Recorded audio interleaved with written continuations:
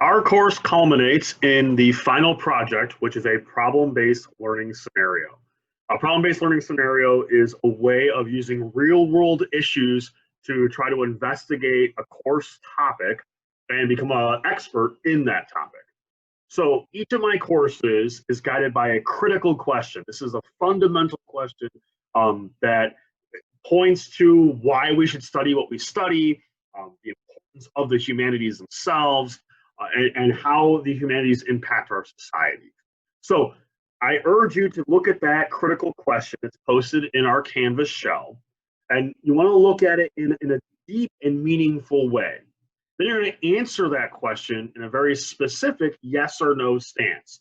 And that's important because we don't want kind of the middle, maybe kind of ground. You want to make sure that you have a strong stance on it. Now, you're free to discuss an opposing idea or where you might see compromise, but it's important that you take a firm stance on the question. It's also important that how we know what you know. In other words, where did you get your idea from and where is that information coming from? We want to try to avoid things like, well, this is what my parents have told me, or this is what another teacher has said, or my minister. We're trying to avoid those things, and we're trying to look at this in a very scholarly, in an academic way. All right, so this is what the problem-based scenario is entailing. The best place to probably start is not trying to answer the question, but by asking more questions. So look at that initial critical question that I've posed in Canvas, and then just do some brainstorming of other questions it might stimulate. Consider other ideas that might be important and things that you might want to ask yourself and why you think the way you think. That's probably the best way to start brainstorming. Once you've got an idea of where you want to go, then it's important to take a look at what you're going to do. So the whole project should consist of about 150 words. What that means is that throughout your project, whatever kind of project you create, there should be about 150 words of content that answers the question in a very specific way. You're going to use that answer to create something to showcase what you know and why you think the way you think. So that might be something like a website, a blog, or a video channel to express your ideas. It must be published online, it must answer the question, and it must be comprehensive yet concise. You don't want to use things like PowerPoint or SlideShare or Prezi. Any of these slide deck softwares are not really appropriate for this project. What we're looking for is some kind of multimedia thing that you create and generate in the online world. You're going to aim for several pages and sections or several minutes to answer this. Okay, so if you're going to do a lot of recording, say like for a YouTube channel, then you want to look for like 3, maybe 4 minutes of content. Make it visually pleasing, so be very aware of the aesthetics, right? This is a humanities course, and aesthetics are an integral part of how we communicate. And so you want to make sure that you are using visually appealing ways of communicating your idea.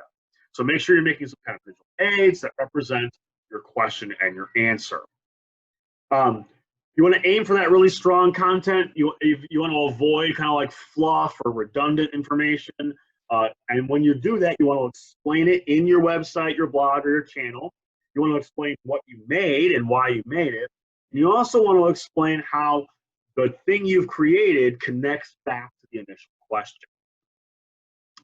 So when you complete your project, it's important to think about how you showcase your answer to this critical question. So one way to think of that is that you're kind of selling your idea or you're pitching your project, sort of like a product to like investors, right? You're being very persuasive in your ideas. You're explaining why you think what you think and why you think you're right. I pulled this quote from Kimberly Ellsbach. She's a professor and writes for Harvard Business Review. And she says that when a person pitches an idea, we search for these kinds of like visual and verbal connections that help us make us kind of subconsciously connect with the idea and the person pitching it, right? We kind of like do this mental tallying in our head, and we're like, oh, I agree with that, and therefore I feel like I can connect with the pitch. We want to try to avoid having people slip into stereotypes or their preconceived notions or their confirmation bias. We're trying to convince them that we know what we're talking about. So a lot of times my students will think of themselves as kind of like being on the show Shark Tank, if you're familiar with that show. That idea is that you're pitching a product or an idea to investors who kind of go through the process and challenge to see if you really walk through all the ins and outs of things.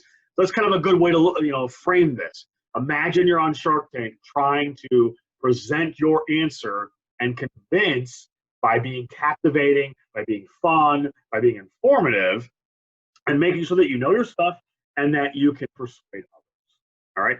So this is one of my favorite things that we do in the class. I'm looking forward to looking through each one of these. As always, if you've got questions or concerns, please feel free to reach out to me. Thanks, guys, and good luck.